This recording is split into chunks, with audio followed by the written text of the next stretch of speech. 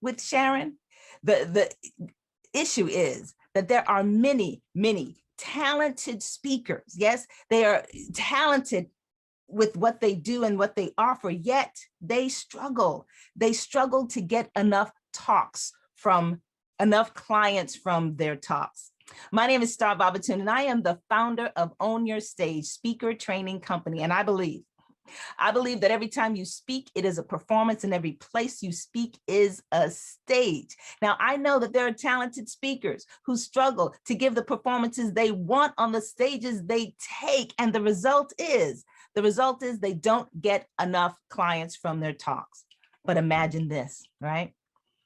Imagine you are standing on the stage in front of an audience of thousands, or it might be an audience of 25, right? But you are practiced. Ooh, you are poised, right? The audience is sitting on the edge of their seats. They're eager for your every word, and your message, your message is clear. Your talk is organized and compelling. And when you're done, hundreds of people rush to sign up for your programs and buy your services. And the end result is that you get more clients, more money, more impact on every stage you take, every time you speak. In essence, you are owning the stage and being the star speaker that you were born to be.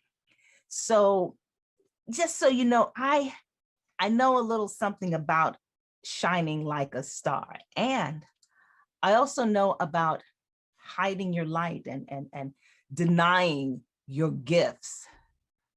From the time I was 7 years old, I was on stages, right? I was in television commercials, I was in TV shows, I was in movies, I was on the stage, I was all over. And I absolutely loved it. I loved being on stage. I loved engaging with people. It was my joy.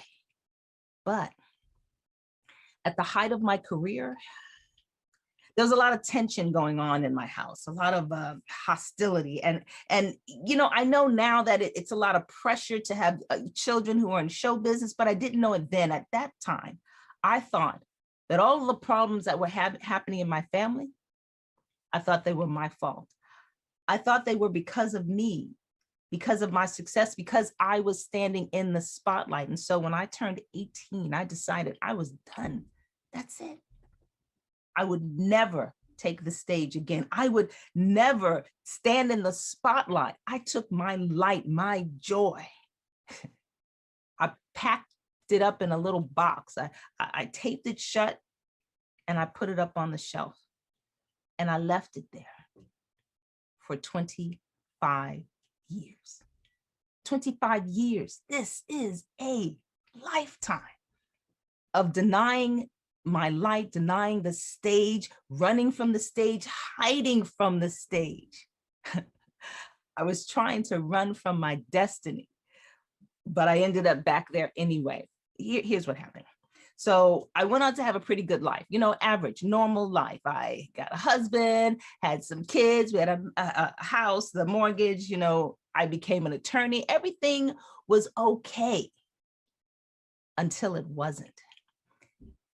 It's like I always had this feeling that something was missing, that I wasn't living up to my potential. There was just this nagging feeling inside. I wonder if you understand. I wonder if you know what it's like to have that feeling, like it's like at the edge of your mind, just saying you could be doing better, you should be doing better. The one that says you're not happy here, there is more for you to do. Maybe you know what that was like, because that's what I was feeling every day that was haunting me. But I was not about to let it go. Oh no, look, I had a really good job, 6-figure income. We had benefits, you know, the kids were in private school. Come on, there is no way that I was messing up what I had. You know, Les Brown says that sometimes when you are too afraid to make a move in your life, life will move on you. And in the course of a year, life moved on me. Over the span of a year, my father passed away. My marriage fell apart and my job went away. I was so lost and confused and depressed.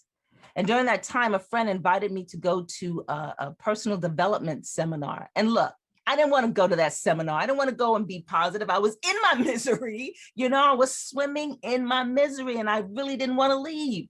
But I went to this seminar anyway, and I'm telling you, it changed everything. I remember sitting, it was on a mountaintop in Aspen, Colorado, right? And I'm sitting in the audience and I'm watching these amazing speakers go across the stage, right? Michael Gerber is there, Brian Tracy was there, Barbara DeAngelis. I mean, all of the greats were going across the stage. And I remember thinking, I love what they're doing. Not just what they were doing on the stage, but I loved how they were impacting the audience. And I decided in that moment that that's what I wanted to do, that I wanted to be on the stage just like that. And I'm telling you, it was only then that I remembered that that's where I used to be, that was my life. And in that moment, I decided I was going back to the stage, but this time as a speaker and a trainer. And as soon as I made that decision, onto the stage comes world-renowned motivational speaker Les Brown. Now, to be honest, I didn't know who Les was, but I was about to find out. Les got up on that stage. Whew, and I'm telling you, the man had a private conversation with me. I know there were 2,000 other people in the audience, but the man had a private conversation with me, and he asked me if I was done hiding my light, if I was done running from my brilliance, if I was done denying my destiny. And after 25 years, I was done. And I was ready to step in and to be the star that I was born to be. And from there began my speaker journey. I ended up working with Les and training with Les. I ran his speaker training program. And, you know, I went on to become the #1 trainer for a national training company. And now I get to do what I love. I get to stand on stages and help. I get to stand on stages and help speakers give dynamic performances every time they speak, every stage they take. Started out on the screen, 10 years as an actress, 10 years as a litigating attorney, 14 years as an award-winning speaker. I was a #1 trainer in sales and performance in a national national training company, and I was trained by Les Brown and ran his speaker training company. And so that is a little bit about me. And what I'm going to talk to you about today is about owning your stage. It's about you being the star speaker that you were born to be. But before we do that, let's just get this straight, right? I believe that every time you speak, it is a performance, and every place you speak is a stage. And now I train and coach talented speakers to give dynamic performances on every stage they take, every time they speak, so they can consistently sell their products and services and make the money that they want and make the impact that they are here to make. Now, before I go on, I got to give you a gift, right? Mama says you don't come to anybody's house to give you a gift. Actually, you're in my house, but that's okay. Still, gifts are coming. And so I have a program called 5 Steps to a Captivating Story. And I want to share that with you because I think that is a perfect complement to the work that we're going to be doing today. All right. So all you have to do to get that is you text the word story, STORY, to 22828. 22828. Text the word story to 22828, or you can send me an email. star@starbabatoon.com, star@starbabatoon.com. All right. So that's that. I want to make sure you're in the right place, because you know what? You might not be in the right place. This talk might not be for you, but let's just see. Right? This is the right place for you if you're a good speaker or a decent speaker, right? But you still struggle to get enough clients, to get enough revenue when you talk, or, you know, you're okay. You're not scared to death, but you don't feel that confident on stage or on camera. Or maybe you are the type that's a little bit unclear in how to put the story or the talk together, how to deliver it, right? Maybe that's your issue. And if those are your issues, baby, you are in the right place, because that's exactly what we are going to talk about today, right?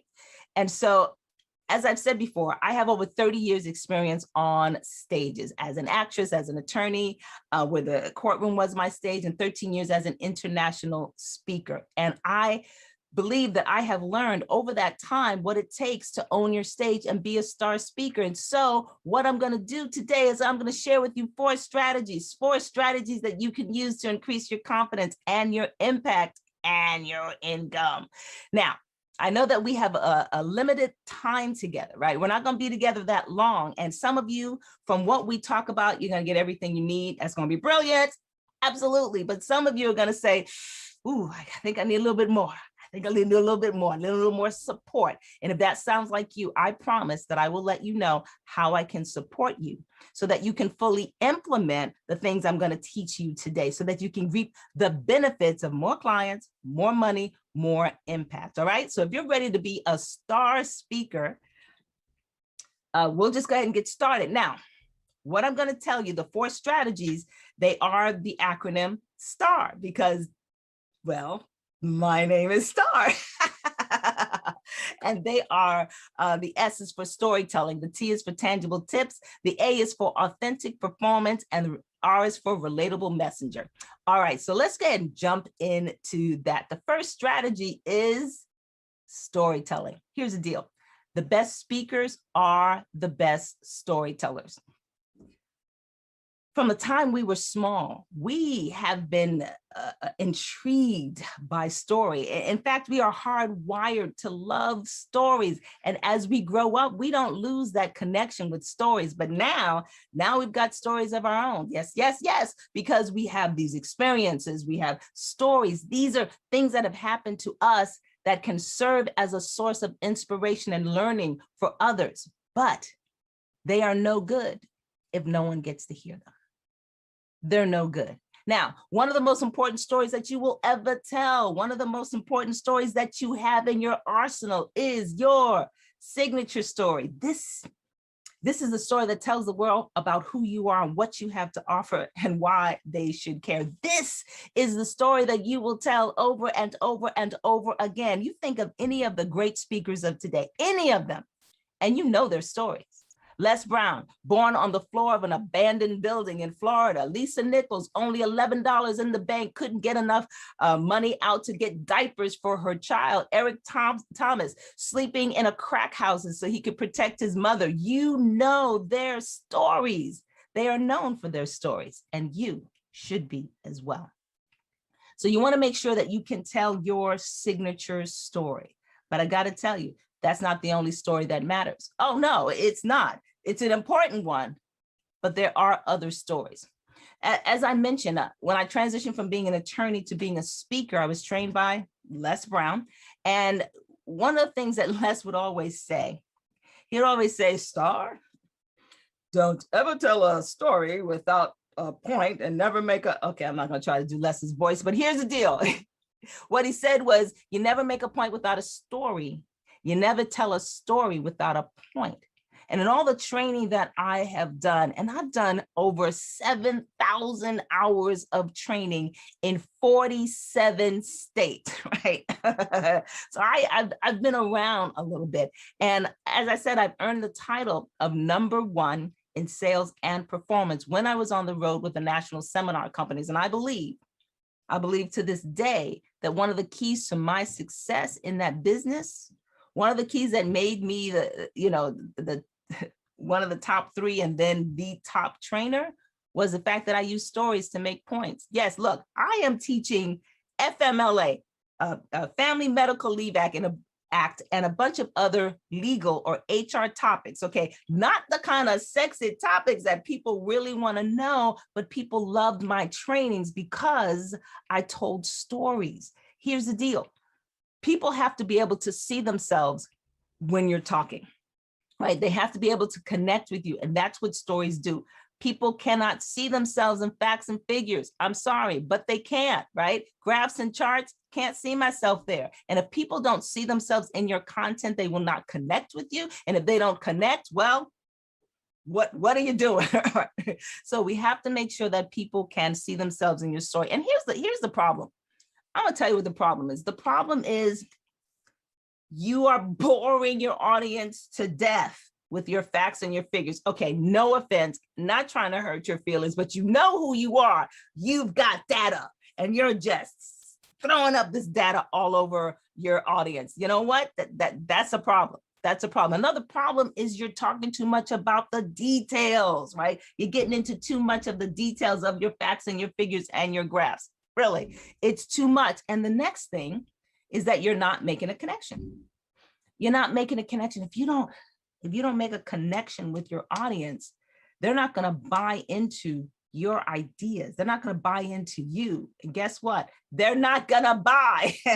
That is just the way it is, right? People have to be able to see themselves in your story. But when you craft and deliver your story in a way that includes them, then they're connected and all things are good, right? So let's just ask you this question. Why would we even tell a story?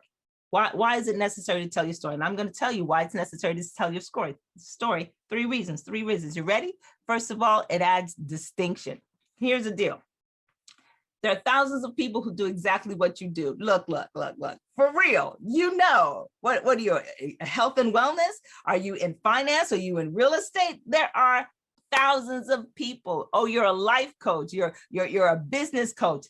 Thousands, tens of thousands of people who do exactly what you do. You're going to say, yes, but we have great service and we really care about our customers. Yeah, everybody says that. But what is it that makes you different? They may sell what you sell. They may have great service, but here's one thing they don't have. They don't have your story. They don't have your story because it's your story. So that story, that is what is going to distinguish you from all of the other competitors. That's one reason to tell your story. Another reason to tell your story is because it adds connection. It adds connection. And so this is scientifically based, right? I'm not just coming up with ideas about stories. It's scientifically based. Studies have shown that when a person is in storytelling mode, but more importantly, when they're in story listening mode, it releases a hormone in the body. And that hormone is oxytocin. You don't need to know that. Here's what you need to know. That is the same hormone that is released when you're falling in love. You remember falling in love? Yes, the love hormone. This is the same chemical that is released in the brain when people are in storytelling mode. And so you start telling stories, people start start feeling that affinity toward you, right? You are building connection. And also when you tell a story that reveals a little bit about you, that definitely creates connection. So that's another reason you want to tell your story. A third reason you want to tell your story is because it increases conversion. Again, scientifically proven. There was a study by Harvard University that showed that when people were in storytelling mode and they were in all of the chemical reaction, they were more likely to have brand loyalty regardless of price. Did you hear that? Price doesn't even matter because there's that connection and you've been there yourself. You've been in a place where you've gone to a store, maybe to buy a car, and you are ready to fork over some money. Cash in pocket, check. Here's my Black American Express card. You're ready to go. And yet you talk to a salesperson and they turn you off. You ever been there? You talk to a salesperson and they're like, I don't know, you're not feeling a connection. And you will keep that money right in your pocket, won't you? You know, you've been there. I've been there for sure. And I just don't want to spend my money here. Can I talk to someone else, please? I just want someone who's going to be grateful for my money. I want someone with whom I can connect. And so that is why you want to tell your story. And I want to give you a little storytelling tip, all right? Because people come to me all the time, Star, how do I tell my story? Well, first of all, they come, I've got so many stories, Star, so many stories, I don't even know where to begin. Or they come, they say, Star, I don't have any story. Where am I supposed to find a story? I don't know how to do it. All right. And so I help people in both of those situations. I want to give you a quick and easy tip on how to tell a story. It's going to sound ridiculously simple. You ready? Here it goes. Once upon a time, then one day, and now. That's it. That's how you tell a story. Seriously. And I know you're saying that sounds like Cinderella. That sounds like a fairy tale. It is. Fairy tales follow a formula. All good writing, good speaking follows a formula. It's like this: beginning, middle, end. This is so incredibly simple. And yet, you've heard speakers who do not follow that formula. They start in the middle, and then they just end, but there's no conclusion. You don't get the context, right? And sometimes there's no conflict. It's ridiculous, right? And I just gotta say, my daughter, famous for telling stories that go nowhere. Hey, Mom, I was in the park the other day and there was a bee. That's it. End of story. That did not have, that had a once upon a time. I was in the park. There was a, where's the story, baby? That's all right. I love her. I love her, but she's not a storyteller. You, on the other hand, are a storyteller. So this is a good tip for you, right? Once upon a time, then one day, and now. Once upon a time, there was a fish named Nemo who lived on a reef with his overprotective father. Then one day, Nemo gets mad. He runs away. He has all kinds of adventures. And now Nemo and his father live on the reef together. They both have a better understanding of Nemo's ability to take care of himself. Ta-da! Story. You've got to have a beginning, a middle, and end. The once upon a time, context. Tell me the who, what, when, where, so I know who the characters are. Body. Then one day, there's got to be some sort of conflict. There's got to be something that goes awry, right? Otherwise, we have no story. So then one day, tell me what happens then. And then I need you to wrap that up in a bow. Tell me what the lesson is, close up all the loose ends. Does that make sense? Once upon a time, then one day, and now. 3 tips on how to tell a story, quick and dirty. Now, there's a lot more to it because there's actually a 5-step story model, but this is enough to get you started. All right, so I want to talk to you about Betsy. So Betsy is clear example of too many facts and figures. Here's the deal about Betsy. Betsy is a scientist. She's a biologist, right?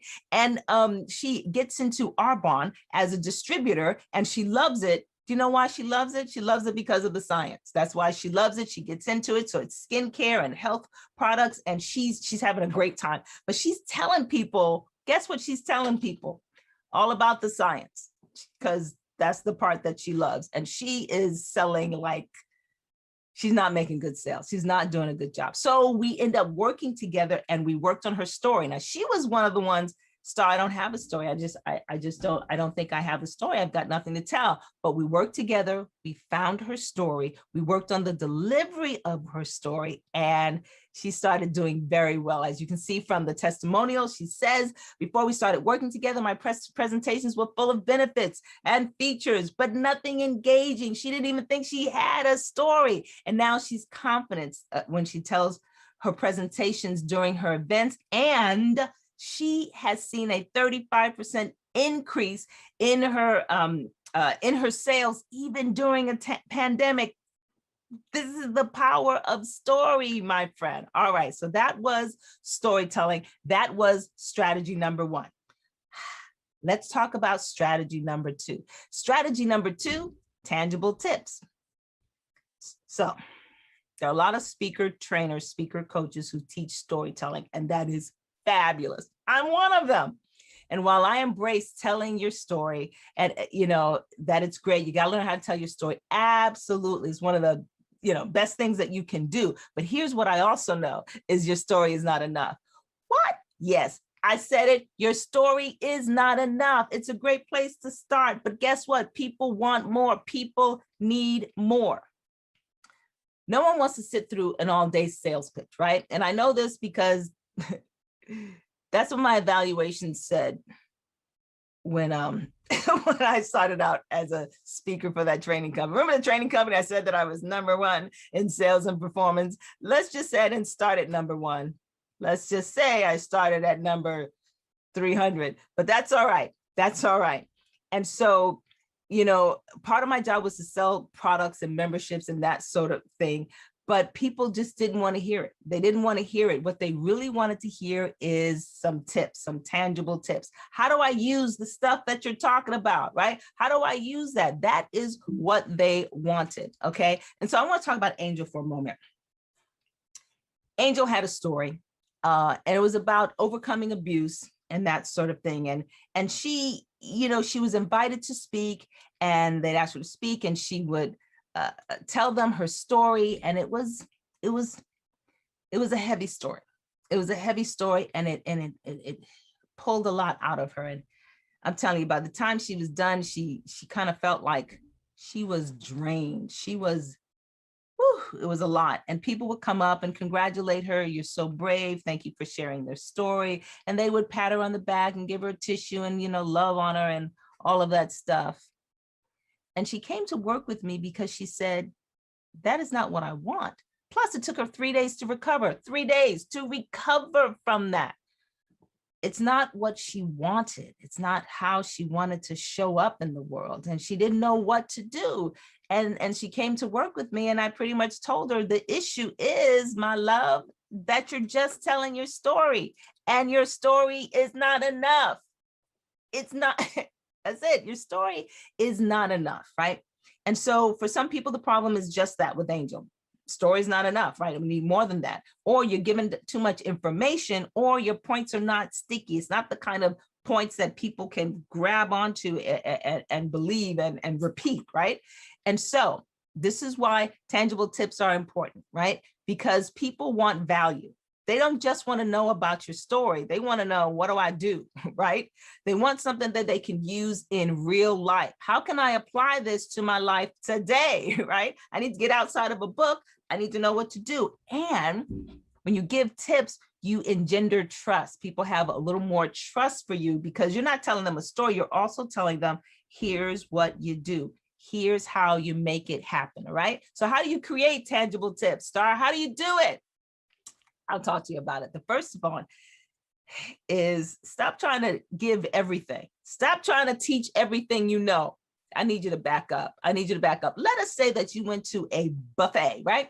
You're going to a buffet and there you've got all the food that you want, and they just keep piling it on. You're not that hungry. You get a little bit hungry, but you know, they just keep piling the food on. Piling the food on. By the time the food gets up to here, guess what? You've lost your appetite. It's too much. And this is a lot of times what we do with our clients or our audiences. We want to just pile it on. Please, please. All they wanted was an appetizer, and you are piling on a 7-course meal plus dessert. Stop. Back up. Don't do it. All right. So understand that less is more, right? Also, you want to make sure that you extract the key points with the audience, right? You want to make sure that the audience knows exactly what your key points is. And what that's going to take is for you to know your key points. Again, some of the things are simple, but people don't know them. What are your key points? What are the key takeaways for the audience? Be clear on that, right? And then you want to keep it to about 3 to 5 points, 3 to 5 points. I was coaching with a person just the other day. And I was like, well, what did you learn from that experience? Because we're trying to get her 3 points. And she says, well, I learned this, and I learned this and that. Oh, and this thing. Oh, and this other thing. And I'm like, I get it. I get it that you learned a lot, but we're doing a 5-minute talk, a 10-minute talk. You cannot give me the 17 things that you learned. I need you to distill them into 3 to 5 points, right? Because studies have shown that we humans, we can remember about 3 to 5 things at a time, right? Think about your phone number. What is your phone number? Is 10 numbers, right? But it's divided into 3 sections because the brain can remember 3 things, right? Of course, nowadays we're all using our phones, so we're not remembering anything. But my point is, the point is that those three things. You want to have 3 to 5 points. Does that make sense? All right. So I want to talk to you about Brenda. Oh my God. Brenda's a great client. And she was the type that wanted to give everything. She's got 20 plus years of leadership skills, and she just wanted to pour all of that, onto her audience. And it was just too much. And we had to scale it back. Come on, just give me some tangible tips. And she was another one where, well, how about all 20 of these? No, we're not going to do that. She had a good long time. She had like a 2-hour presentation. So I'm like, look, we can give 5. Can you narrow it down to 5? And she was able to narrow it down to 5. And as she says in her testimonial, she wasn't sure how to share 20 years of experience, but we pared it down, helped her create a presentation that was just enough that people felt satisfied, but not overstuffed, right? And not only did she deliver an incredible speech, but she immediately got 5 clients and she was invited to come back and speak again. If she had given over too much, I doubt that would have happened, because people would have said, okay, I'm full, enough, Brenda. But she gave them just enough. So you want to make sure that you are giving tangible tips. That's strategy number 2, tangible tips. All right, so strategy number 3 is authentic performance, and that begins with your A, right? There we go. Strategy number 3 is authentic performance. And you might be saying, authentic performance, but start, if you're performing, you can't be authentic. And I want to say, yes, you can. And that's exactly the kind of performance you want. What does it mean to be authentically performance? See, like I said, I believe that every time you speak, it is a performance, and every place you speak is a stage. So when I talk about performance, what I'm talking about, it's not acting like something else. I'm talking about being in congruence with what you're talking about, right? I'm talking about showing up and being present. I'm talking about being your best, right? I'm talking about making sure that your words and your actions and your reactions match, because you have been in situations where people have spoken and their words don't match their actions. And you're like, I don't believe you and I don't trust you. And so when you are telling your story, or you are or giving your presentation, all of that has to match. I mean, if you think of an actor that you like, right? One of the things that you love about them is the fact that they don't look like they're acting. They look like they are really that character in that moment. It doesn't feel like they're putting on a show. It feels real. Why? Because they immerse themselves into the character and they show up. That is what I'm asking for you.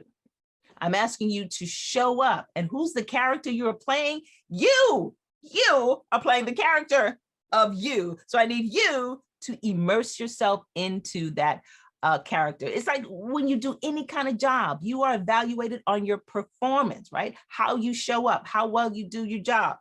It's the same thing when you're having a conversation, right? Every time you speak, you want to show up, you want to do your best. You want to be authentic in that moment. And so that is what authentic performance is about. And so I want to talk about Wendy Ida. She is a fitness expert. She's phenomenal, right? But she told a story about escaping domestic violence, right? And she told this story. She was doing a presentation, and it was very interesting because she told that story like she was reporting the news. She was so disconnected from it. She was just, the words were just coming out, right? She says, I had a 15-minute window to leave my house. And so I gathered the kids, we got in the car, and then we ran off, and, you know, he chased us and we ended up in a hotel. That's how she's telling the story. It is such an impactful story. And I believe that that was not the best way to do it. So here's the problem. Here's the problem with most people, right? The problem with most people is that they're focused on the content, right? They're focused on the content. They're not focused on the delivery. Guess what? You need both. Thank you very much. And it looks fake when your face doesn't match your words. I remember the first time I was doing a presentation where I talked about my son. My son was diagnosed with a life-threatening disease. And I was telling the story about it like this. I was telling the story like this with a great big smile on my face, because I always smile, because my smile is one of my best attributes. And people were like, that's creepy, because you're talking about a very serious situation, but your face doesn't match your words. So you got to make sure your face matches your word, and you want to make sure you can build in the tension. And so with Wendy, what we did is we took one of her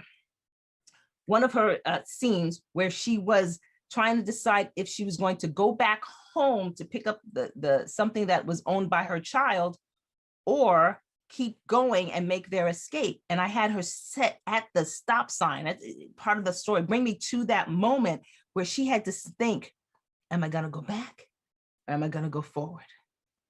Am I going to go back, or am I going to go forward?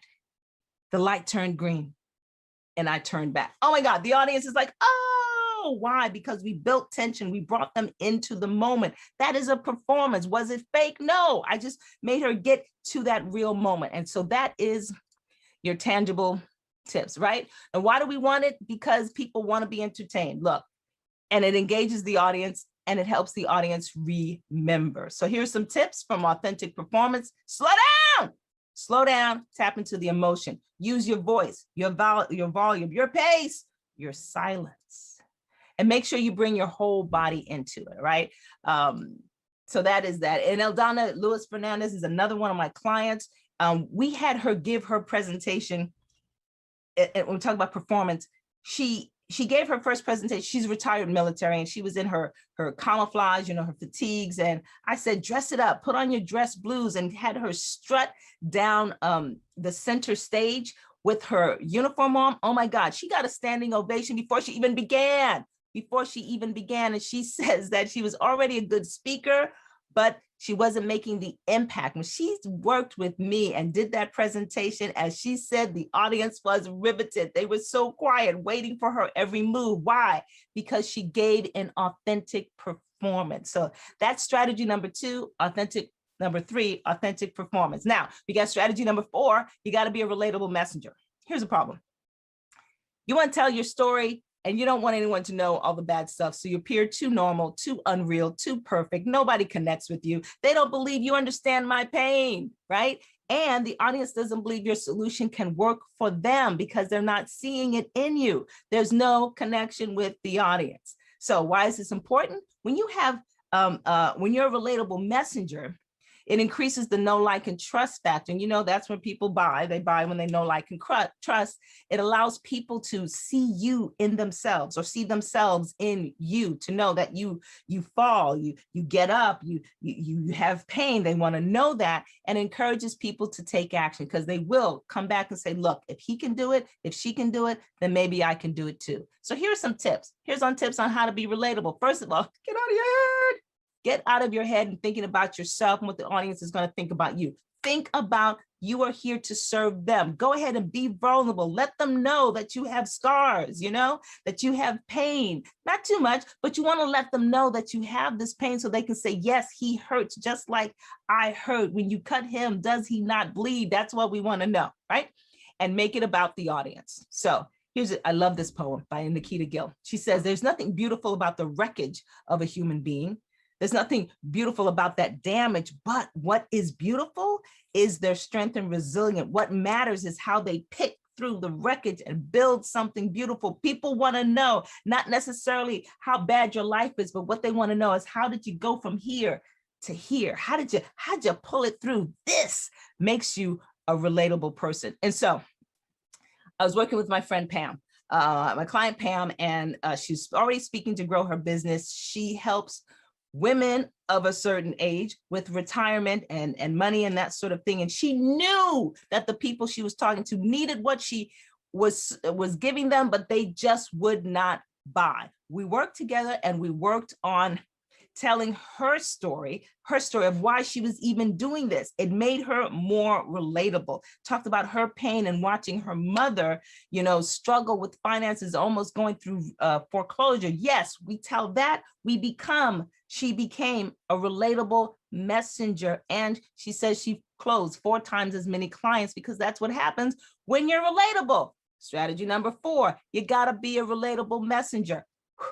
All right. So those were your 4 tips. Let's just review them right now. The S is for storytelling. The T is for tangible tips. The A is for authentic performance. And the R is for relatable messenger. This is how you own your stage and be the star speaker that you were born to be. I wanted to remind you of the free gift. Text the word story to 22828 or send me an email, star@starbabatoon.com. There are many of you who got what you need right now, but some of you, you know that you need more, right? You want greater impact. You want deeper connection. You want to make more money, and you want to do this every time you speak. I need you to imagine. Imagine you're getting more clients to buy your services. Imagine you're able to surpass your income goals. Imagine you are making a greater impact. To be honest with you, you have a choice. You can stay where you are, frustrated, boring, disconnected, inauthentic, not meeting your income goals, or you could get training. You could get training so that you can make deeper connections, have greater impact, do more sales. You could be the star speaker that you were born to be. Here's what I'd love you to do. If you want some support on your speaker journey, do me a favor. Give me a call. Let's set up a time. You can go to timewithstar.com. I have 10 slots open on my calendar, and I look forward to speaking with you. Here's my contact information, star@starbabatoon.com. Website is starbabatoon.com. And there's my phone number. I want us to go ahead and keep in touch. And I'll leave you with this. Somebody needs what you have. Somebody needs your voice. They need your product. They need your services. I remember when I was sitting on that mountain's top with when I saw Les Brown for the first time. There were 12 speakers there that day, 12 speakers who went across the stage who impressed me, but there was only one speaker who just absolutely touched my heart and led me forward and gave me the confidence to think that I could do this thing. It was one speaker. And he changed the trajectory of my entire life. One out of many. So you may sit around and go, there are other people who do what I do. There are other people who have what I have. But I'll tell you this, no one has your story. No one has your products, your services the way you deliver them. And so whatever it is that you do, I invite you to stop hiding, stop denying, stop deflecting your gifts. I encourage you to embrace your inner light and to be the star speaker that you were born to be. My name is Star Babatoon, and I'll see you next time.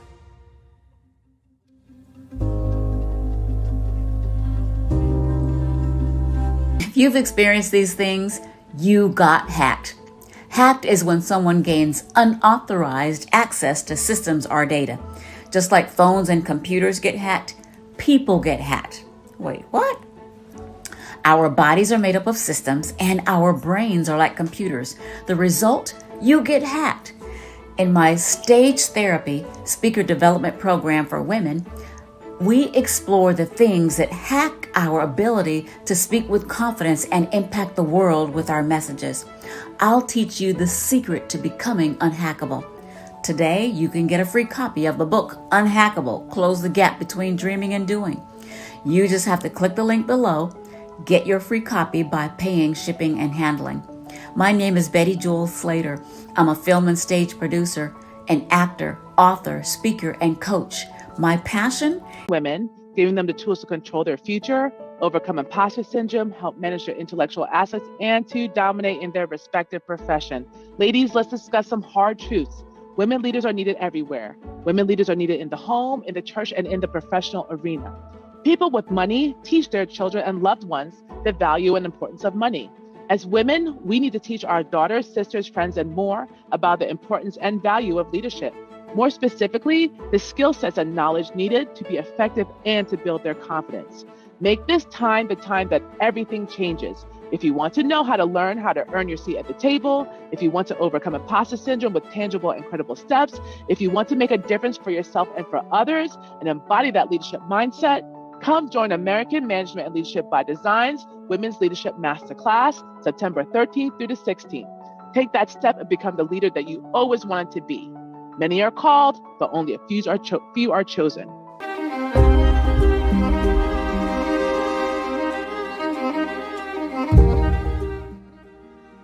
Hello, hello, hello, and welcome, welcome, welcome. Welcome to Leadership Intelligence Creates Leadership Champions. I am Dr. Tommy Nash, and thank you for being with me today.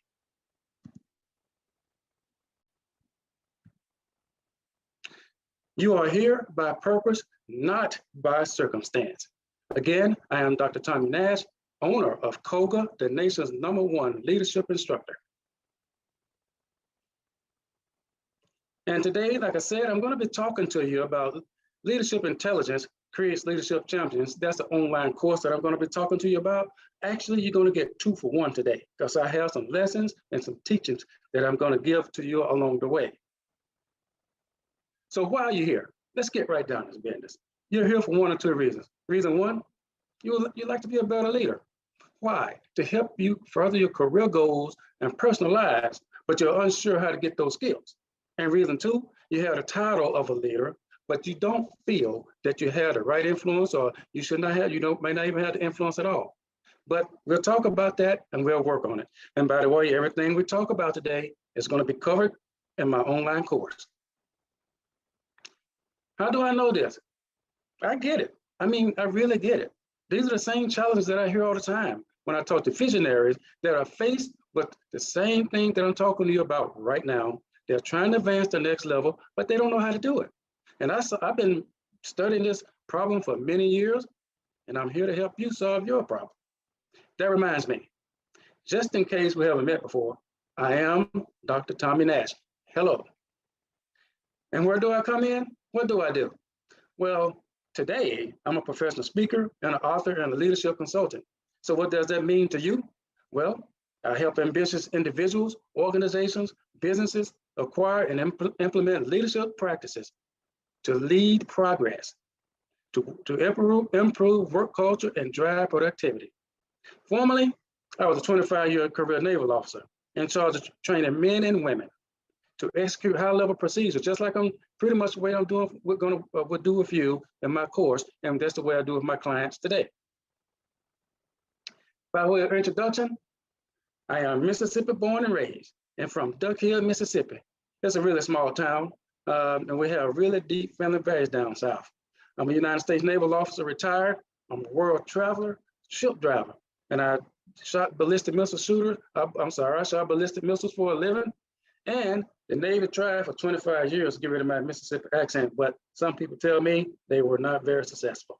And if you want to hear some down south stories or some Navy stories, that will cost you a little bit extra. I was a government contractor from 2006 to 2009, and a federal government employee from 2009 until the present. As I mentioned before, I'm the owner of KOGA, Child of God Always, the nation's #1 leadership development and instructor. I'm an author, Leading Edges, leading from the front, back, sides, and top to bottom. Co-author of an anthology, Step into Leadership Greatness, because leadership isn't just a title. And by the way, that one is an international bestseller.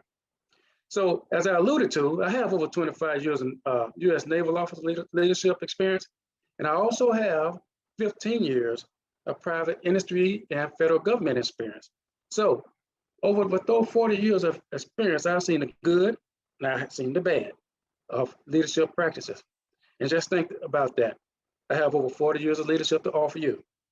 My mission, help clients identify their goals, develop plans to achieve them. Some of my services that I offer, professional speaker, online course, and leadership training consultant, and I'll let you read the rest, but that's just while you're doing that, I will let you know. I am available, I am ready, and I am willing to support. Now, let's get back to you, because that's the main reason we're here anyway. The first reason that you say you're here, that you're here working on yourself, on your intent. The second reason, and determining leadership influence. Well, today's discussion is just what you need, because it's going to talk about leadership intelligence and how it creates that leadership champions that you want to be. And I know it will help you because it's a 9-week course, 9-module, 9-week course. And this is where the lessons come in, because many organizations experience lack of organizational leadership. I've seen it inside the military and out. And one of the bad things about it is because of not effective leadership. and communication, and some bad leadership ethics. We will cover some of those. And while you're here, I keep saying this, but I assist my clients through guidance, mentorship, instruction, and we work together. Yes, we work together to propel the clients' lives and their careers to the next level, because that's what they want. They want to get to that next level. And I know that's what you want too. So some of the things we're going to talk about, and these where the lessons come in, become the difference. Now let's get to the point here. You don't want to be a manager forever, do you? You want to be a leader, right? The whole point of having your name on the door isn't that it's not to say I did it, but it is to say I led a group of people toward a common goal, and we totally crushed it. You want to be a leader because it means that you are invested in the production of your team, the organization, okay? And you believe in the visions and the abilities of that organization and the capabilities of all of them. So you're going to lead your people with all of this in mind, all right? So you import that knowledge and you import your skills, using your skills to lead them to a common goal. Pain points. Let's talk about pain points for a minute, because I alluded to in the beginning that leaders don't know how to get that skill. That's a pain point. If they don't know how to acquire the skills to get to the next level, that is a pain point. And while no two organizations are the same, many of them have similar pain points. And that's what I'm here to do, get rid of those pain points. The pain points I'm talking about, from point A to point Z. Not point A to point B, but point A to point Z. And guess what? The number one reason why people leave their job is one of the pain points here: bad leadership. The effects of bad leadership sometimes may be underestimated, but it has a devastating impact. The next one, organizational leadership progression. It should be scaled to the growth. If it's a small one, you scale it there. If it's large, you scale it there. Scale it accordingly. Clearly defined expectation. Clearly defined expectation means if you cannot define expectations of the organization to your employees, they won't know what the expectations are. How are they going to strive to meet those expectations if they don't know? You have to know what they are and define them. For communication, well, I will tell you this. I am a pro communication and expert, because I will tell you, I believe strongly that communication is vital at every stage of leadership. I don't care where you are and who you are. And we'll talk more about communication as we go along. Meaningful connection. People are looking to connect at the workplace because there's a lot of things going on. And they may not find that connection at home, but when they go to work, they want to find that connection. If it's not there, there's a pain point. Burnout, stress, and anxiety. What's happening today? Look around. What is happening in the world right now? The pandemic. It adds stress, anxiety. Even if it's not the pandemic, overworkload, overloaded work can also cause that anxiety, cause stress. So removing their pain points, my online course will tell you how, teach you how to reduce those pain points to a acceptable level or remove them altogether. Okay, course modules. What are you getting? Leadership Intelligence creates leadership champions. It's a 9-module or 9-week immensely informative online course. What's the first one here? What is effective leadership? The sequence of effective leadership. And I say here, what exactly is a leader? What is it? What's your definition of a leader? Is she just a good quality manager? No. Or what's the definition? Because once you think about it here, leadership is not an official title. It's a set of behaviors. It's an attitude. What makes everyone want to come and work for you? Do they flock to you for your leadership styles, your leadership gifts, your talents? Do they? We'll teach you how to do it. Module 2, becoming a true leader, unlocking a true leader in yourself here. You want to be more than just a manager, okay? And I keep saying this, but don't get me wrong. I don't think managers are bad, but let me ask you a question. Have you ever heard anybody say the manager of the free world? Or the leader of the free world. You want to become a leader. Come on, let's talk about that. You want to inspire your employees, influence them, motivate them to be their very best. Module 3, reflective leadership, because you need to be a leader of one. You need to be a leader of yourself before becoming a leader of many. Do the right thing. You remember that movie Spike Lee many, many years ago? I'm dating myself, but he had a point. You do the right thing, but you do the right thing even when no one is around, because that's when it's most important, because you set the mindset to do the right thing. And besides that, you need to self-reflect. You need to remove the plank from your own eye before removing the splinter from someone else's eye. Think about that for a minute. Module 4, discovering your leadership style.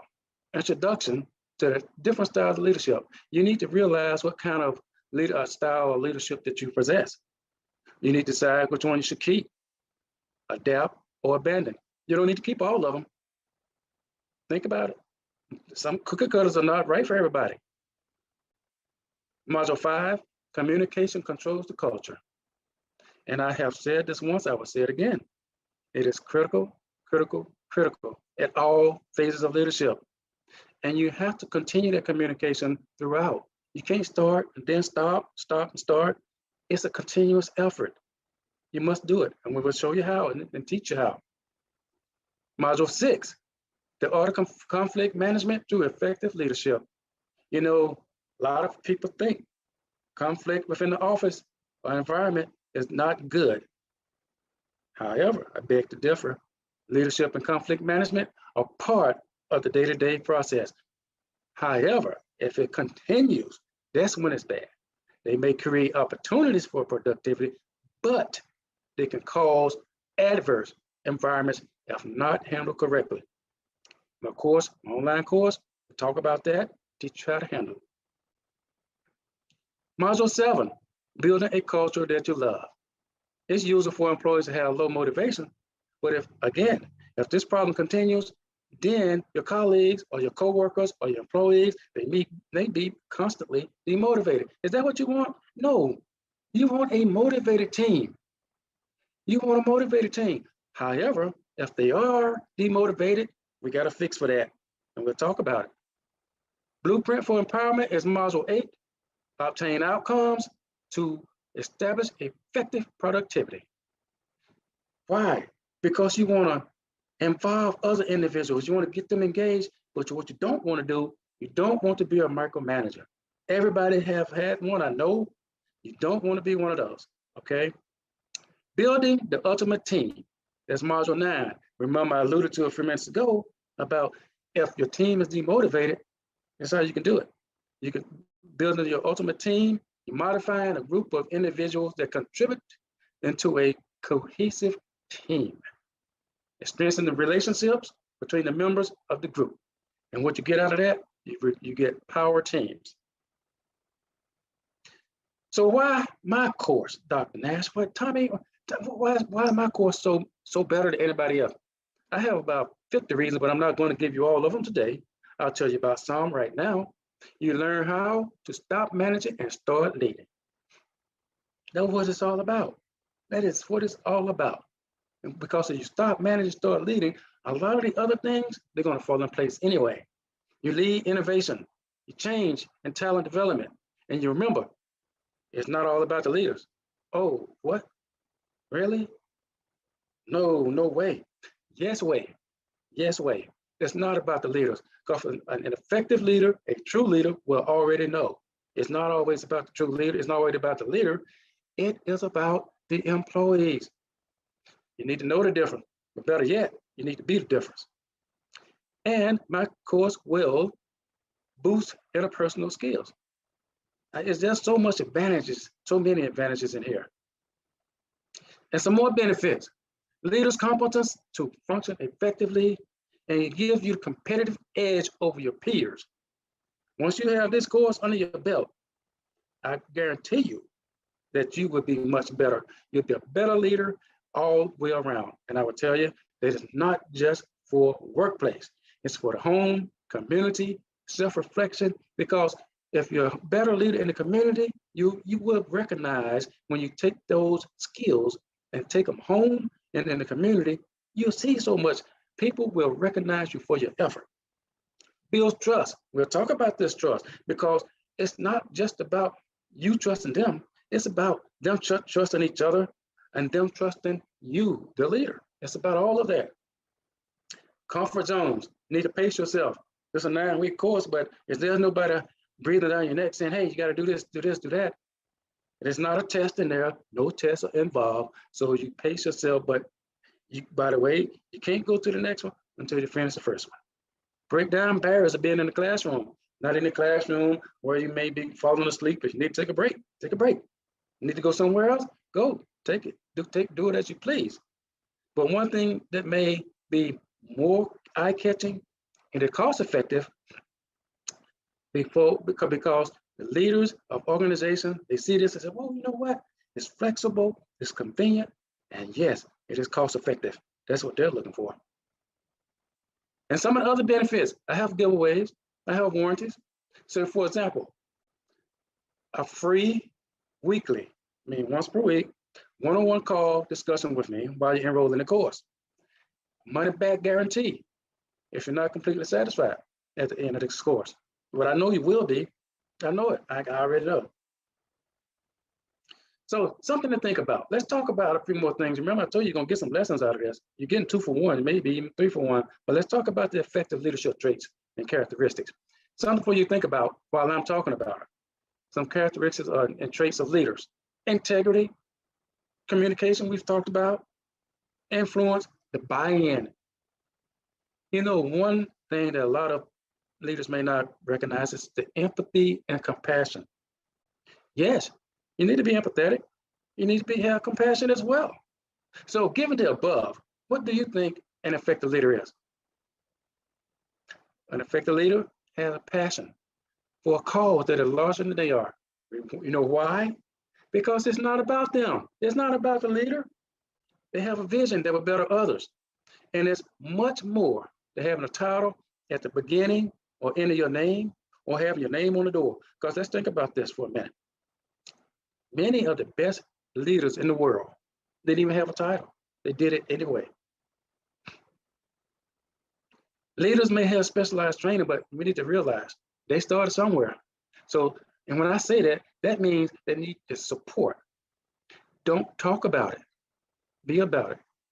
If you're going to talk about it, do it. Walk the walk, talk the talk. You need to have an open door policy for your employees. Let them know you are a resource for them to draw on. You know, we've all had bad leaders. We know they go in the door, close the door, and don't want to talk, but don't be that. Don't be like them. Let them know they can come to you when they need you. Become a leader. Guess what? Many leaders don't really lead. They think they do. Yeah, they really do. But in reality, they follow the paths that were put before them, and that's what they do. So when they're doing that, what do you think is happening? Well, they're little more than overpaid followers. That's what they are, because they're replicating what they've seen. You don't want to be like that. You want to be in the forefront. You want to be that leader, and I'm going to show you how.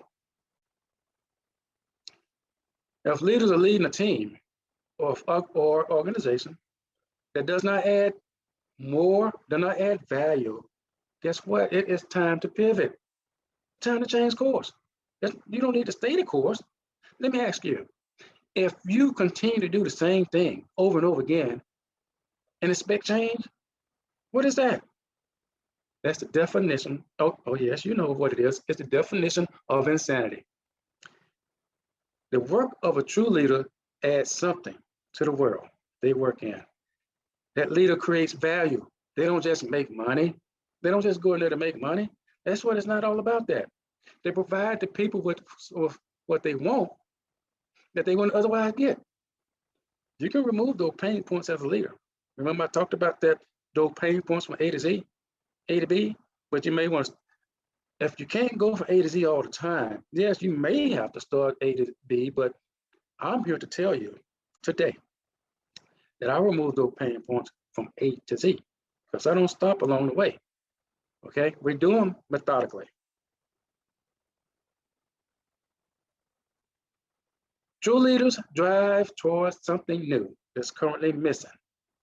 No, we said that. Even if their goal is unproven at first, the leader keeps moving along. He doesn't give up. She doesn't give up. They keep moving. And that's what the thing, they have that drive, they have that integrity, determination, and focus. That's what is needed. Many leaders fall back on generic solutions. I'm not saying that's a bad thing, but I will tell you this, that mindset only works. Okay, if is what is currently being done is suitable for a specific situation. That's the only way it's going to work. True leadership is specific, substantial, and set its own course. A true leader understands his or her organization. And in doing that understanding, what it involves is spending time listening and thinking. Okay, you have to listen, you have to think. And when I say listen for understanding. Ensure each move stands a good chance of success. That's what you're thinking. You don't want to have your lofty goals. You don't want to run around telling everybody, hey, you know, I can do this, do that. You want to have goals that are attainable, okay? Mentorship and employee development. Teach your employees to fish. Yes, and I'm not talking about a fishing pole, but that's good, okay too, if you want to do that. You got to be willing to let your employees fail. Since we all learn through our mistakes, most of us do, I should say, more than success. Bravo Zulu is a military, specifically, it's a Navy term, meaning great job. And I bring this up because I want to say Bravo Zulu versus all shucks. It only takes one all shucks to erase 10 Bravo Zulus. It takes one all shucks to erase 10 great jobs. That's not a fair equation, is it? No. So the bottom line here, where management stops and leadership starts. Management controls the day-to-day operations, focuses on deadlines, solves immediate problems. Leadership, on the other hand, envisions a new future, creates a pathway forward, solves problems. Oh, Dr. Tommy, what do you mean? You just told me that management solves problems. Well, management does solve problems, but management solves immediate problems, whereas leadership not only solves immediate problems, but future issues as well. That's the difference. Leadership inspires a change. So what kind of mindset do you need? Well, I will tell you. It's LEAD, L-E-A-D, listen, engage, advise, and demonstrate. And these are the exact things, approach. This is the exact approach when I compile and get all the information for my online course, I use this kind of method.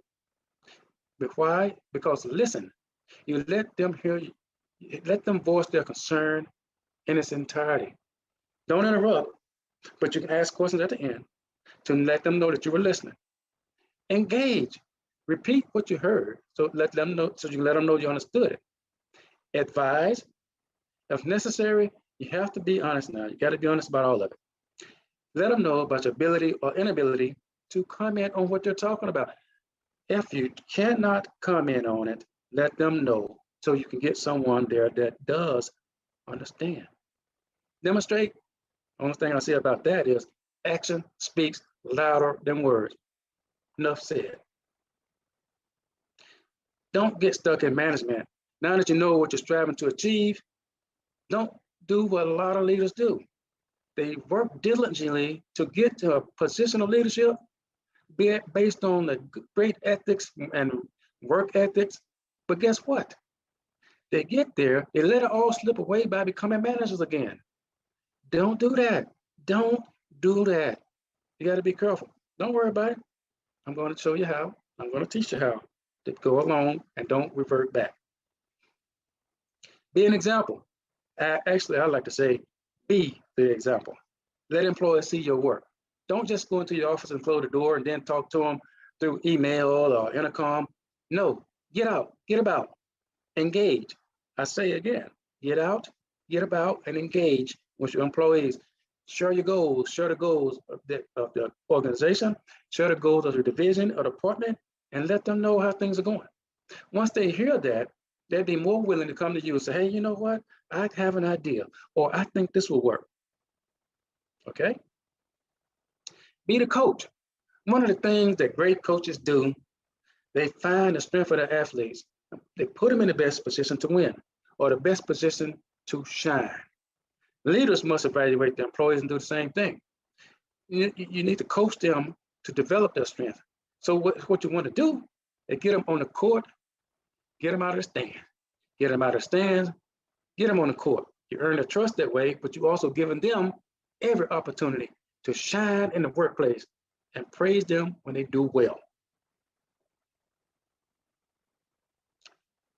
Motivating teams, healthy office environment.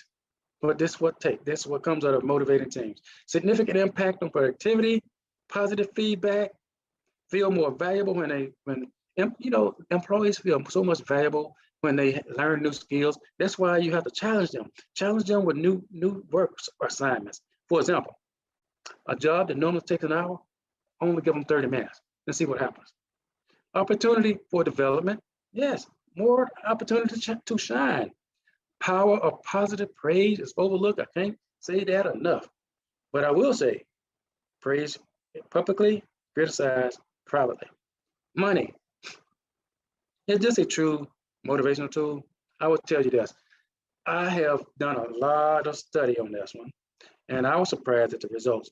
And the thing is, it came up almost 50-50 that some people thought that it was a motivation tool, and some really thought that it was just about the money, but some really wanted to go to work. They liked what they did. I was surprised. Show employees that they're trusted. So trust is often talked about as being the bedrock of a company's success, but they talk about it in terms of customer service. That's not what you want to do here. You want to, I'm not saying take it away entirely, but what I'm saying is what you want to do. That trust needs to be between your employees and that they believe in each other. Not necessarily, and also as a leader too. They need to believe in you, okay? But they also need to believe in each other because that's going to increase camaraderie and it's going to increase your productivity. Building collaborative culture. That's just what I was just talking about. Invest in technology that brings teams together. You know, since this pandemic, I think a lot of things have been exposed, including technology. So you have to work on it to ensure that it works. Make collaboration a priority. Same goals. You cannot have different goals for your team members. You have to strive and try to achieve the same goals, okay? Help team members build bonds. Do not create confusion. If you allow confusion within your ranks, you will have problems. You will lose productivity and you will lose that cohesiveness that I was talking about a few minutes ago. Make room for remote team members. Okay, pandemic. Most of us, since the pandemic started, a lot of us have been working remotely or from home. But just because you work from home, that all this collaboration, it does not have to stop. And it should not have stopped. I'll put it that way. Because you have to check on your employees. I tell you, frequent feedback is okay, that's great. But let's combine the frequent feedback with the remote members. What I'm talking about, you communicate with them. You could do it by an individual email or a phone call. It doesn't always have to be a team, a group email. Do it individual so they know that you care, you're thinking about them, you're singling them out. That's what it's all about. They need to feel wanted because this pandemic has taken a toll on a lot of people. And it's all about that. It's all about your employees. I will tell you why. Because the Navy taught me a long time ago that while the Navy has a mission, the mission cannot be completed without the people. And it's the same thing for organizations. Organization has a mission, guess what? They can't complete it without the people. Leadership is not easy. I hope no one ever said it was. Leading isn't easy, but it can have benefits that improve leader lives and the lives of employees.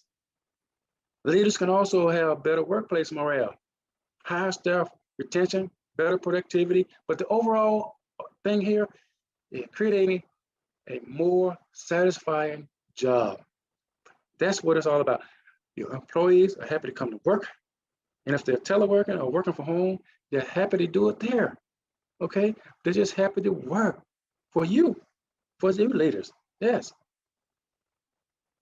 Now, leadership intelligence creates leadership champions. I told you you're going to get some learning today. You're going to get the lesson. You did. But now that you've heard what this highly significant course and online course is all about, don't hesitate to sign up.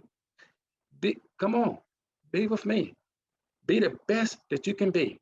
And you can do so right here on this online course. And that's the location of it. But you'll get a chance to see it again. But I just want to bring that to your mind. So if you order within the next 5 days, 15% reduced price, $69.70 would be the 15% reduced price, regular price at $8,200. But don't be dissuaded because it's worth every single penny.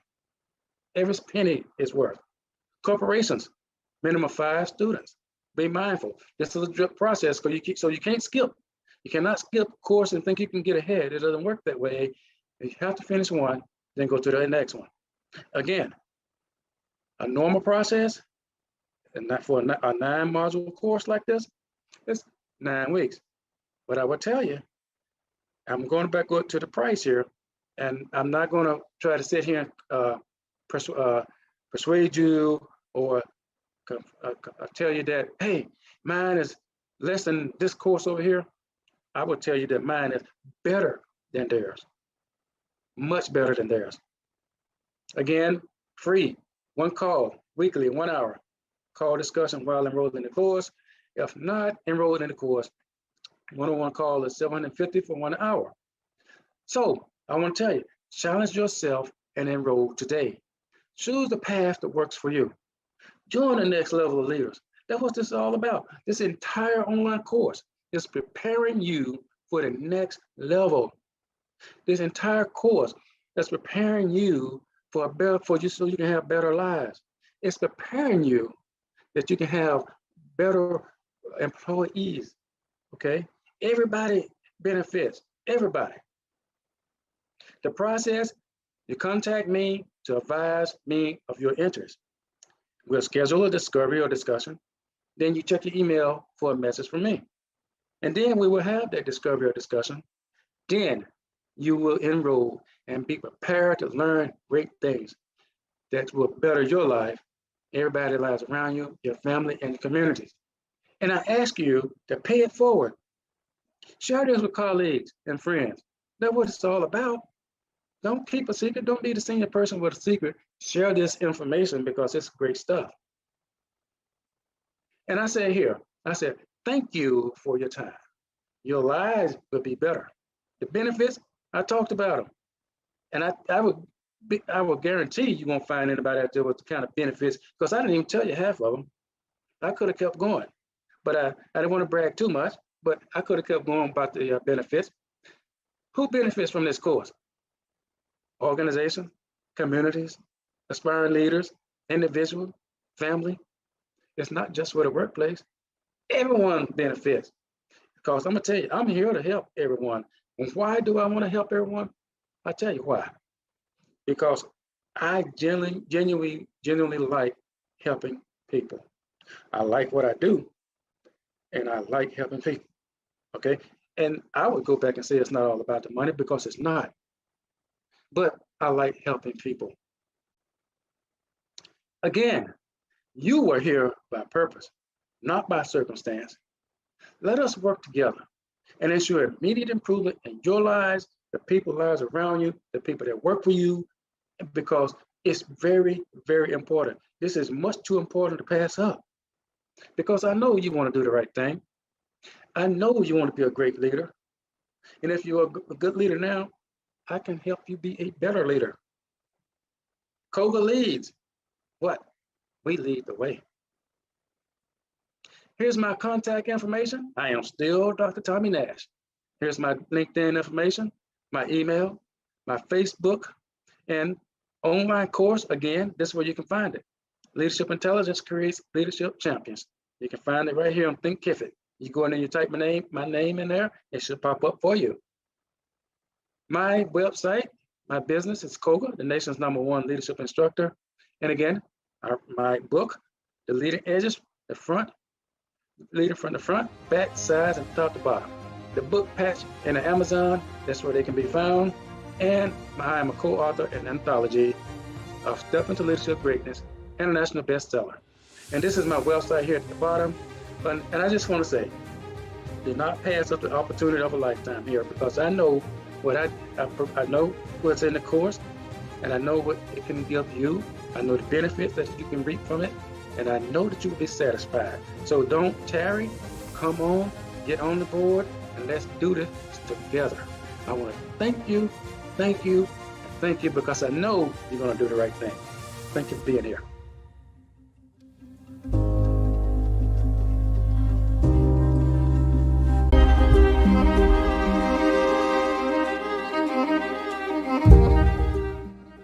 Hello, everyone. Thank you so much for joining me. My name is Angela H. Brown. I am the CEO and the owner of Deserve Professional Hair Care Products. I'm excited, and I hope you are excited too, about all of these nuggets that I am about to give you, okay? Now, these nuggets are intentional for giving you the information on how to successfully get your business, get your brand from, look at here, from start to, from an idea in your head all the way to a product like this. I have my own hair care line called Deserve Professional Hair Care Products. Now, this didn't happen overnight. So today I want to talk to you about how to successfully get your idea to reality. Do you hear me right? How to successfully get your idea to reality. And why am I credible? You know, why am I the one that can help you with that situation? Is because I started out in the beauty industry as a hairstylist. I know you're thinking a hair is kind of cute and fly. I know, I hear you. But I started out in the beauty industry, staying in my lane, love natural, beautiful hair. I love chemicals, colors, and all of that. But what do I want from this business? I wanted people to have every strand saved. I love natural, beautiful hair, chemical hair, but I love healthy hair.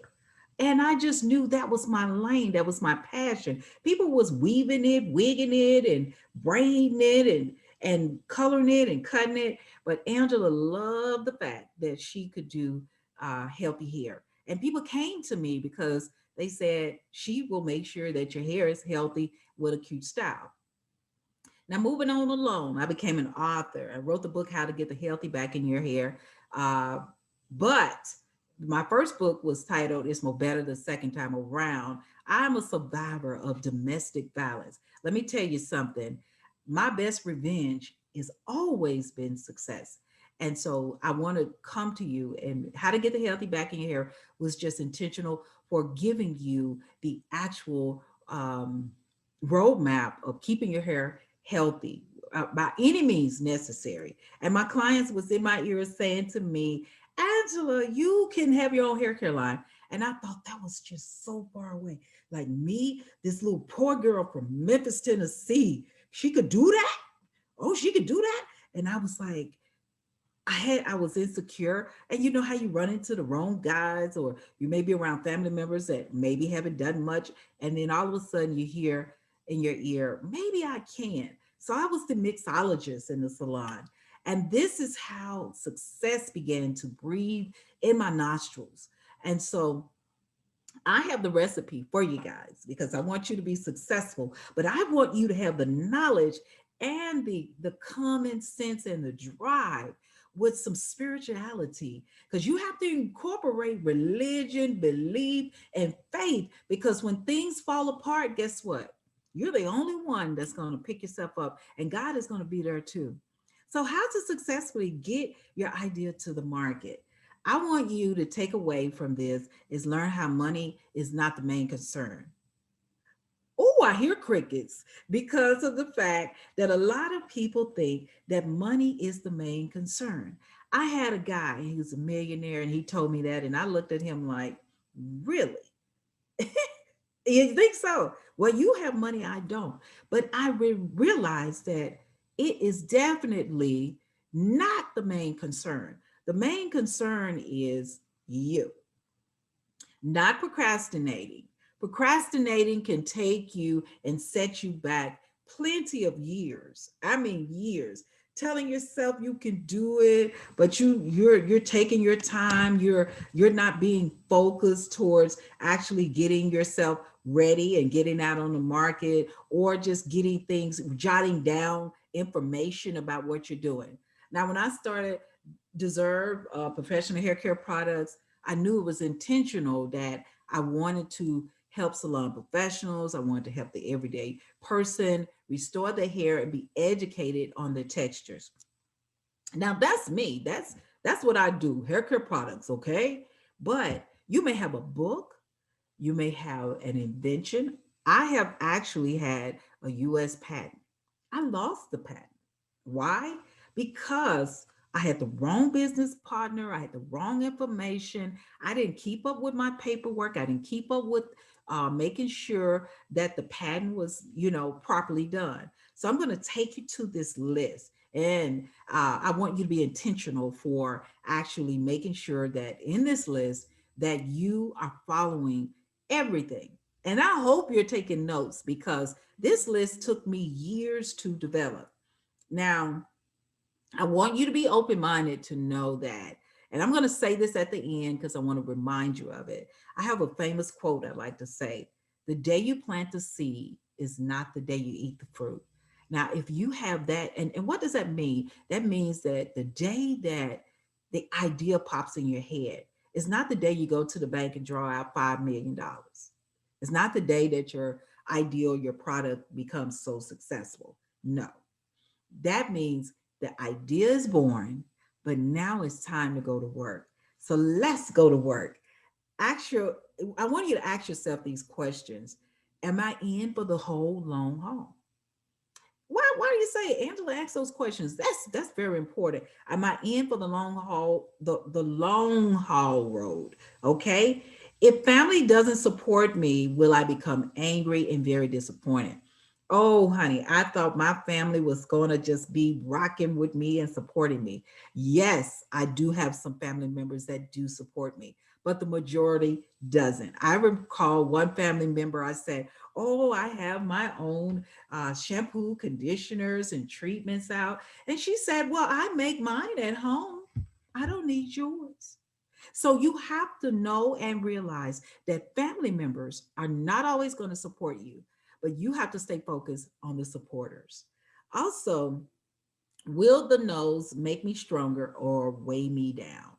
I heard so many no's. I had people who was actually said they would lose sleep to make sure that my idea did not come out and my idea didn't prosper. What you have to do is take the no's as life lessons and know that that no is only a no because it's leading up to the yes. And they're only saying no because you're small, you're not popular, but you one day will be popular. That same no will probably turn into a yes, or you will have a better yes for you.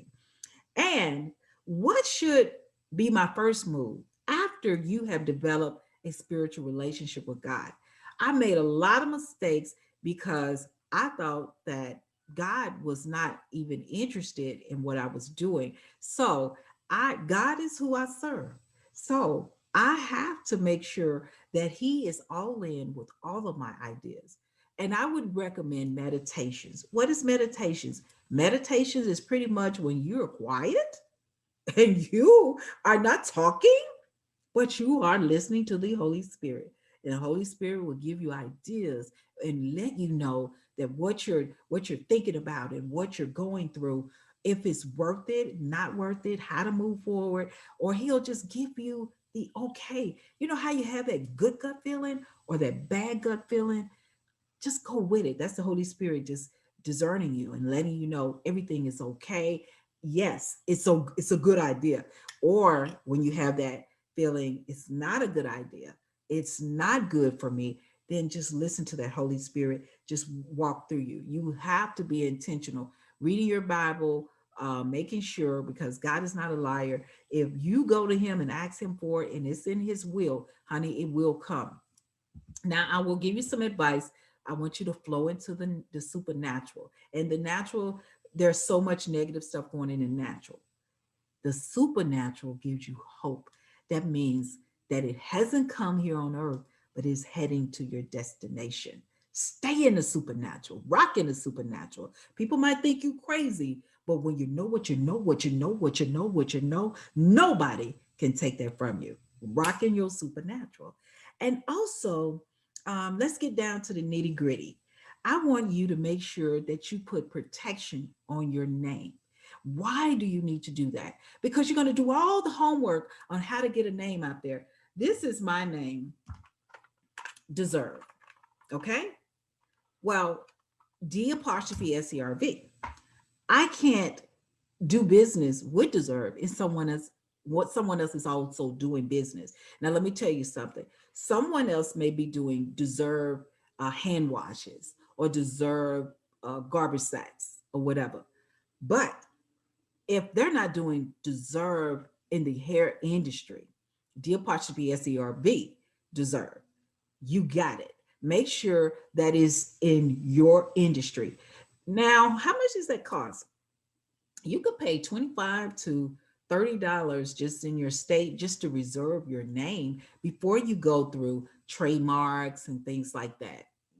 So what is a trademark? Trademark is your name and your design. There's two trademarks, okay? One is the design and another one is the name. You got Nike, okay? That little check means a lot to Nike because you can't just be walking around checking around here and that's some Nike stuff. So you have to make sure that your name is reserved first. Don't do all this stuff, building your website, doing this, doing that, and then you find out, wow, someone else has my name in my state. So I want you to be intentional for that. And also make sure that the person that you're hiring, um, we want you, before you give your wonderful idea out there, and I say this a lot, even when you come to me, I make sure that people understand, make sure that if they're working for you, that they understand that it is not their invention, is not their product or idea. They can sign what we call is a work for hire agreement. Write that down. Are you writing it down? It's called a work for hire agreement. Also, an NDA. An NDA is more popular. An NDA is a non disclosure agreement. When you're telling people about your idea, guess what? You might be talking to someone who has the money to move forward faster than you. So you want to make sure that you're talking to someone who understands that is your idea, but if they're willing to sign a non-disclosure, honey, they are on your team or they are legit honest people. But if you have someone that says, well, we don't want to really sign that. I mean, because we don't know, our company doesn't do that. You go ahead and tell us what it is.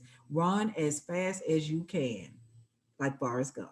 Run, Forrest, because that person is saying to you, I am so dishonest. I don't know if I'm going to steal it or not. When I hear about it, I might take it, I might leave it, but I'm not signing anything. So make sure a non disclosure is something that a person is willing to sign. And also, when you're actually getting started, let's back up a little bit. I want you, when the idea pops in your sleep or God puts it in your vision and all this stuff is happening, make sure that you work previously on your credit score. Previously, make sure, let me say it again, that you work on your credit score because half the time we have bad credit scores with good ideas and we don't know how to get the money or the funding or whatever. Sometimes you don't have to get investors if you just work on your credit score and all you need is maybe 16,000 or 20,000, 25 or $30,000, and you can get out a loan. You can do things like lines of credit.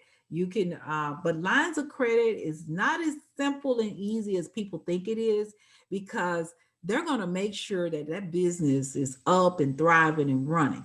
Business credit is totally different from lines of credit. Okay.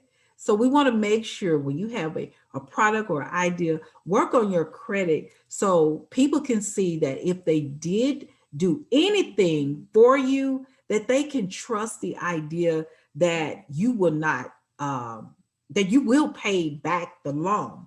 Look for any free money out there, grants, uh, anything that your city or your state has. So all of this leads up to, before you even get to the part of, you have the idea, but you need to make sure that the personal stuff is intact. Start paying off your bills, start paying off credit card debts, get ready for when you need this stuff, that you're able to move forward. Now, if you have a product or idea, this product has to be proven. So if you have a um, something commercial or whatever you have, or you've written a book, or you have a formulation, you want to get with a chemist first. You want to get with a chemist, and you want to test it out with an influencer. What is an influencer? You want an influencer agreement. An influencer is someone who has the expertise in your industry or what you're trying to accomplish, and they're willing to test it out for you. That influencer will intact give you the pros and cons and let you know, hey, that this is a great idea. It's working. Oh my God, you have something. And they're willing to be your testimonial to say, we need this. It is a great idea. So you want to make sure that all of your numbers are right. When I first had this idea, I went to a chemist and I said, will you please help me with my idea? And I said, so get everything that I need, because this is what I want the product to do. She said, honey, are we business partners? And I said, no, we're not. And she said, well, honey, you need to get everything that you need, and I will mix it. And then you will go out and test it and see, does it work? Okay. And so I was like, yes, ma'am. All right. So make sure that you have a relationship with a good chemist, that a chemist that can mix your ideal, or a mechanic or whoever. You got things to consider like toolings, CAD drawings. What is a CAD drawing? CAD drawings is pretty much the recipe when you get to the manufacturer on what you would need, how to make this. Your cost will be higher if it's an invention idea, because at first they don't have the moldings, they don't have the CAD drawings, they don't have nothing. It has to be created if it's not already a creation. If you need a patent, you have two types of patents. You have the design patent, and you have the utility patent. The design patent is something that's already out there, but you've designed it different. The utility patent is pretty much, it may be mechanics or things that are already out there, but in just it's not really a product that has hit the market before. You tweaked it a lot, so it's a utility patent. And then you have the treaty. What is a treaty? A treaty is pretty much what foreign countries, the Europe over there in Europe, although Africa, Japan, they will steal your product. So those are things that I teach, that how to actually do the patent, how to do the utility patent, but also they have something where they call the micro entity. The micro entity is pretty much allows you to get started and do your homework for a whole year on your product idea, paying just a little bit. You could pay 70 some dollars. You can pay, $100 or whatever have you. It is great for actually making sure that you are, able to, with low cost, Get your idea out, do the research before you spend thousands and thousands of dollars on the actual patent. Now, this is also, I want to stop you here because some of you may have formulation products or whatever. I want to get back into your mind. So I want you to make sure that you do not just hire people because they're cheap. I did that. I'm like, ooh, that's my budget. You want to hire people and make them accountable for what they do. So you want to make sure that you're not overpaying, but you're not underpaying, or you're not hiring people because they're family, they're friends, they want to come aboard, but you want them to prove to you that they understand your product. Because let me tell you something, people who do websites, they don't understand all of that. But this is a roadmap. Y'all, I'm gonna download this whole thing and show you exactly from back to front. This is gonna be a giveaway because you guys, you can actually get this done. It goes on and on and on, but it is the roadmap. Remember, the day you plant the seed is not the day you eat the fruit. I'm going to give you this as a gift. So we're going to download it, how to successfully get your idea into reality on the shelf and actually out there on the market successfully. I'm here for you. I'm never going to leave you. My name is Angela H. Brown, and I am intrigued with how many people learn from this. It was just a little taste of what the bigger picture is seeing your product on the market. Thank you so much. My name is Angela H. Brown. I'm excited to see you on the shelf. And you know what my answer is? My answer is the only way that you can reach those goals is if you have a vision to work towards, a vision that those goals are attached to. I would like to offer you a free course on the power of personal vision so that you can learn how to reach the goals that you have for yourself, for your career, for your ministry, for all the different areas of your life. Now, just go to powerofpersonalvision.com, and sign up for my free course on the power of personal vision. Again, that site is thepowerofpersonalvision.com. Sign up for that free site so you can learn free course so that you can learn how. That unique DNA that weaves us together, that double helix that looks like a strand of yarn. God created each of us as distinct individuals from the moment we are conceived. I believe God created each of us with a unique combination of gifts, personalities, and strengths to fulfill the destiny He has created us to accomplish according to His purpose. We are to thrive in our lives and businesses and ministry while creating a legacy of abundance and good works for His glory. I'm Lisa Dale, a contemporary Christian business and life coach, founder of LifeWalk GPS. I help Christians ready to transition from unsure to confident by allowing them to identify the purpose God has for them based on their unique gifts, personalities, and strengths, ensuring they get it right and create the life, business, or ministry that God designed them to build.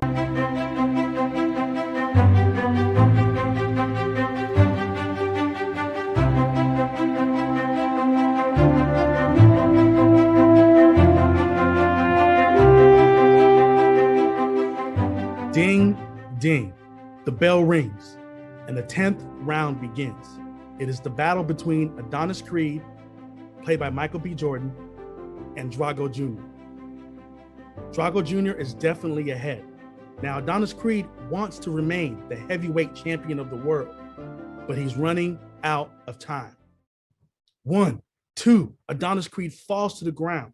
Creed looks like he's going to lose again, but he remembers his training. He had to take responsibility. He had to train differently, to reposition himself. He had to do things different, to pivot, to reposition himself as the expert, and to avoid the same previous result, in his case, losing. Creed gets up off the ground. The referee looks at him. What is your name? Creed, he says. What is your name? The referee asks again. Creed, he says with conviction. Creed reaches down deep. Remember, he is the expert and realizes if he doesn't make his move right now, he would run out of time. So he stands up. He takes on Drago Jr. Heads on. 1, 2, 1, 2. Becomes the victor. Adonis Creed comes back, wins the battle, and remains the heavyweight champion of the world. Now, some of you are running out of time. You finally went back to school, and there's nothing wrong with getting your degrees, but the amount of time you spent getting your MBA, and then for some of you, getting your doctoral degree, or even worse, getting those degrees that you didn't choose the subject you really wanted to pursue.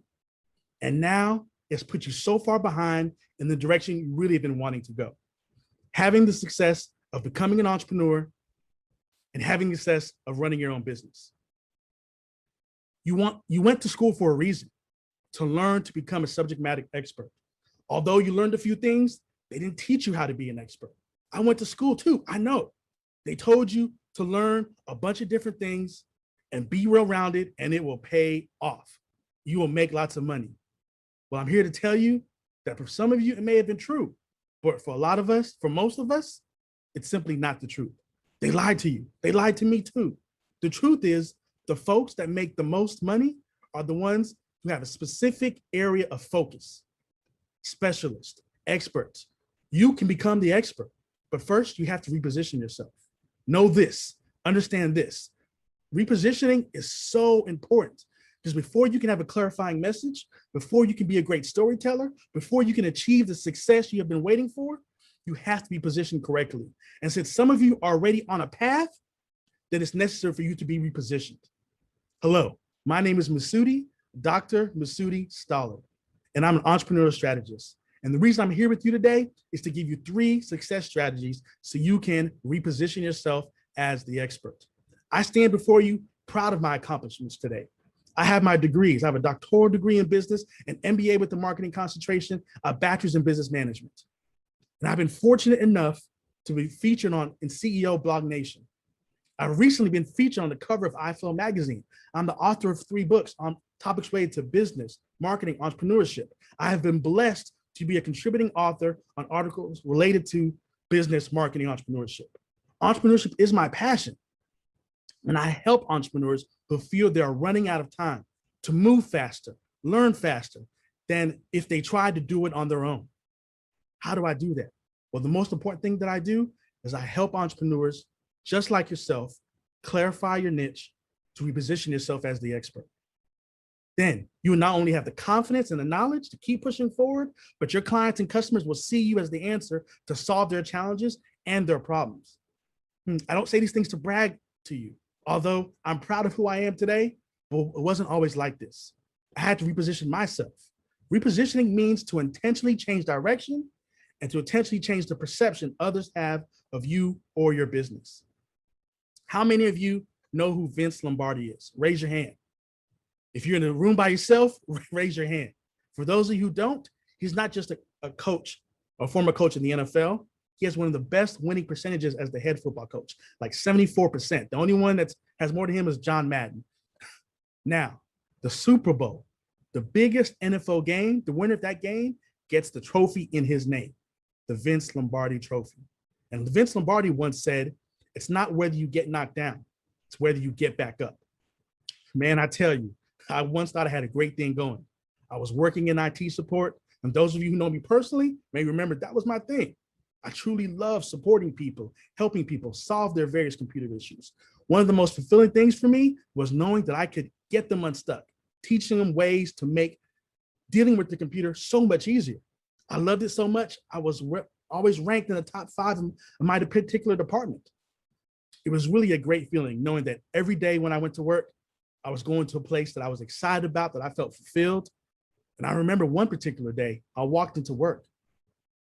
One of my team leads said, they need you over in HR. And I'm thinking, cool, they're about to give me a promotion or a raise, or maybe they just have a tech issue they need me to solve, or maybe put me on a special project. When I walked into that office, man, I'll tell you, I'll never forget. I sat down And my manager looked at me and he says, "Hey, Masudi, I don't know how to tell you this, but we're downsizing. We're going to have to let you go." I remember thinking to myself, what? Downsizing? You're going to let me go? But I'm the best support people you have. My numbers prove it. And no one even gave me a heads up. I remember walking back to my desk embarrassed, having to collect my things in front of everybody. Then I remember getting to my car and I was devastated. Then I started feeling angry. How could I get up every day, go to work on time, supporting people that called in and now they let me go? No one even gave me a heads up. Did my coworkers know and not warn me? Did my team lead know and not tell me? At this point, I said to myself, you know what? I'm gonna get another job, especially in IT. It's gonna be easy. So I started submitting applications and more applications. And I kept hearing no after no. And I'm confused. I'm like, why is nobody hiring me? I have the experience. Things started to get worse because I was getting behind on my bills, trying to keep up with the rent, the electricity. I'm able to put gas in my car. And now, the rent people want their money every month. And some savings, I had some savings, but I ended up using all that money. And I'll never forget the day. I had to pick up my phone and call my little brother. You hear me? My little brother. Hey man, can I come crash at your place? I remember when I got over there, my brother's apartment, I remember having to sleep on the floor. You see, the couch had a spring in the middle. So you had to sit on the left side or the right side. So you couldn't sleep on it. I remember sitting on the floor, leaning against the couch, saying to myself, what happened? How did I get here? It's perhaps one of the most difficult times of my life. It's not whether you get knocked down, it's whether you get back up. When I finally let go of the bitterness and the anger, what I realized is that being let go was probably one of the best things that ever happened to me. You see, I had all these dreams and goals that I wanted to pursue. I wanted to go to school for business. I wanted to upgrade my life, be an entrepreneur at the highest level. What I realized is that if I had stayed at that job doing IT support, I never would have done it. I would have never went back to school. I had to get back up. I had to reposition myself. And today I'm on a whole new trajectory. So now instead of chasing a paycheck, I'm chasing down my passion. And guess what? I love knowing that I got back up, repositioned myself. So listen, I know you've had some things that knocked you down in life, a relationship, a job, maybe it was your health, something that caused you to not be on your true desired path of success. But I'll tell you this, it's not whether you get knocked down, it's whether you get back up. It may be time for you to reposition yourself in your preferred area of expertise. It may be time. No. It is time for you to go after the success that you truly desire. The success you've been waiting for and wanting for so long. I promised you I was going to give you 3 success strategies to reposition yourself as the expert. And I'm going to keep my word. Now, listen, look up here. Repositioning is necessary because it now positions you, it places you, allows you to place yourself as the expert. More importantly, it does not matter what path you're currently on. You can reposition yourself as the expert. I'm going to give you 5 quick reasons repositioning is necessary, and then I'm going to give you the strategies. 1, you are putting yourself in a position to make more money, right? We all want to make more money and you can do this because you're no longer a generalist. You are a specialist, an expert in your field. Heaven forbid you ever needed a heart surgery. Are you going to a general practitioner? No, you're going to a heart surgeon, a person who's expert on operating on hearts. If you tell me you're a heart surgeon, that tells me that's what you spend most of your time doing, right? So when you are an expert in real estate, expert in personal development, that means you spend the majority of the time doing that. And that you're achieving success for your clients doing that. Number 2, it makes it easier for your clients and customers to find you. People who need help are looking for a specific answer to a specific problem. Number 3, this helps you to secure your future work. If you're repositioning yourself as the expert, you want to ensure you're not the only person in a certain market, meaning someone may have already tried that and they see it as not viable, an area of focus. It's not a viable area of focus. However, you don't want to be one of a million people doing the same thing. You'll get lost in the crowd. You and your company will get lost in the crowd.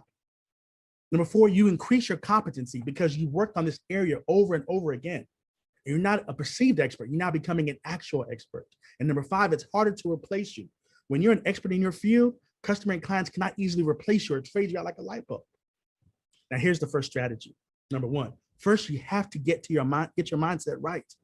You have to get your mindset. You have to fix your mindset. You have to first understand this is your business, not your bosses, this is not your supervisors, not your parents' company, it's yours. You're responsible. So let me give you the tactic. The tactic has 3 parts. Number 1, get out of autopilot. That's a term Melba Robbins uses, the author of the 5-second rule. The autopilot in our mind, the default in our mind is designed to sometimes tell us you can't really change when the truth is you can. Our mind is doing this to protect us. If you're a right-handed basketball player and you want to start using your left hand, the only way to do so is to become intentional, right? It has to be on purpose. You have to practice it. You have to work on it. It's the same concept that's helping you transition from automatically thinking negatively to thinking positively. It's the same process that helps you to transition from where you are to reposition yourself as the expert. So how do I do this, Masudi? Step 1, get out of autopilot. Step 2, intentionally start telling yourself that regardless of your age, regardless of when you finish your degree, regardless of what you've been doing the last 10 to 15 years, you can keep pushing forward. You can start working on getting the skills that you need to be the expert and launch, upgrade your business now. Start doing what you need to do now, to go back to school, to get your real estate license now. Do what you need to do to get the success, to upgrade your life, drive your influence, and go after what you truly want. Intentionally tell yourself you can keep pushing forward towards success. You can start that business now. You can do that thing you've always wanted to do now. And the business you're in that hasn't been getting the traction that you've been hoping for, you can pivot. Sometimes it just needs a little bit of an adjustment. You can be successful. Start intentionally thinking it will happen. Step number 3, start writing it down. If you can do it, intentionally write it down. And when you write it down, all those negative words and statements, so you can see it. Now that you've written those negative things, you can deal with it. Now that you've seen it, you can deal with it. You can become successful. You can, but you have to be intentional, right? Tell yourself you're smart. Tell yourself you have the education. Tell yourself I'm good enough right now to go after that thing. You don't have to wait anymore. Strategy number 2, if you want to reposition yourself as an expert, do this one thing. I call it the list of 20. Pull out a piece of paper and a pen, or use your computer if you're on it. Write down 20 specific pieces of information on your topic of expertise. If you're an expert, you should be able to talk about your area of expertise for at least 20 minutes. If you're choosing to go into a certain area and you know nothing about it, this is how you become an expert. This is the part that separates the generalist from the experts, separates the person who knows a little bit about something versus someone who is the expert. Make the list of 20 pieces of information, and this is how you break it down. The first 5 should be general information, the thing that the average person should know if you're working in a particular field. But item number 1 should be the definition. The middle 10 can be anything you feel is pertinent, anything you feel that's pertinent. Some kind of specific strategy or tactic should be part of that middle 10. The remaining 5 items should be next level, things that you know in your specific area that you can't easily be Googled.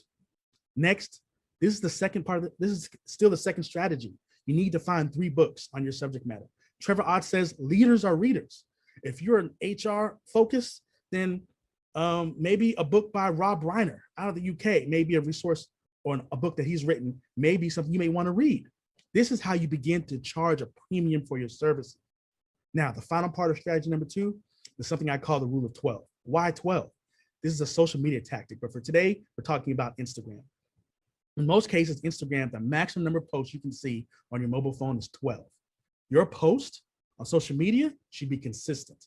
Look at your last 12 posts. Are they on a similar subject matter? Are they even on your area of expertise? Some people like to ask, where do you get the content to post for IG or social media posting? You get it from your list of 20. You get it from the books you read. And here's the key. Look up here. Look up here, please. You don't have to wait until you've read all the books or made your entire list of 20 to start talking about your area of expertise. In fact, Start now. There's no reason to wait. The more you talk about your thing, the more you become an expert. And that's strategy number 3. Be the expert now. What I know is you're here on this earth for a reason. There's something calling you from within that needs to be shared. When are you going to share it? How many of you are at a job that's not truly benefiting your future, right? It may be time for you to reposition yourself so you can be seen as the expert instead of your manager or your supervisor or your team lead. I'll say it again. Repositioning means to intentionally change direction and to intentionally change the perception others have of you and your business. The key word is intentionally, which means on purpose. That job you're working 40, 50, 60 hours uses you to fulfill their goals and their agenda. In most cases, their goals, their direction has nothing to do with you directly. For a lot of us, that's fine. As adults, we make these decisions to trade our time for a paycheck because we feel it's a fair exchange. And we believe we're receiving some benefit. What about your dream, your desire to become successful? You have the knowledge that needs to be shared. What about using your job to fund your dream? When you reposition yourself as an expert, you are positioning yourself for success. That's how you charge a premium for your services. Now, what are you going to do? What decision are you going to make right now? What action are you going to take? Do you know why people don't take action? Fear. You have to push through it. Your desire to be successful has to be more than your uncomfortable feeling. Your desire to be successful has to be more than your fear. Your desire to be better for your kids, for your family, for yourself, has to be greater than your desire to do nothing. Ask yourself, what is the cost of you not taking that next step towards your greatness and not moving forward? You want to be successful? I gave you a lot of different strategies. You want to be successful? Choose one. That's the secret. Choose one thing and do that. You don't have to try and do everything. Choose one specific strategy and do that. When you reposition yourself as the expert, you are positioning yourself for success. Your desire to be successful has to be more than your uncomfortable feeling. Ask yourself, what is the cost of you choosing not to take the next step towards your greatness, not moving forward, because it is a choice. You know how else to be successful? You reach out and ask for help. I've had to ask for help. Most of the people you know who are successful had to get some help. And that's how you accomplish your goals to success a whole lot faster. You are at SuccessFest conference. There are opportunities for you so you don't have to do this journey alone. You have a chance to change your life with a decision you choose to make right now. Choose to be successful.